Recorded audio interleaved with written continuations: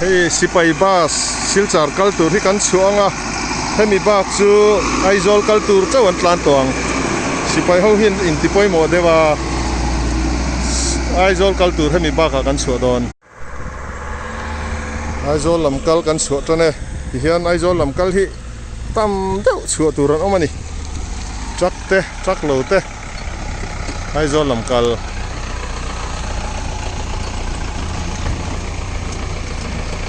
an rei viong dar kar khat chu nom to mai om a dar kar khat kala nom to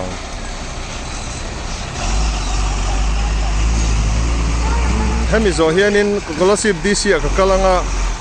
kong khar dan tur adar kar min fix sak turin ka zu kalange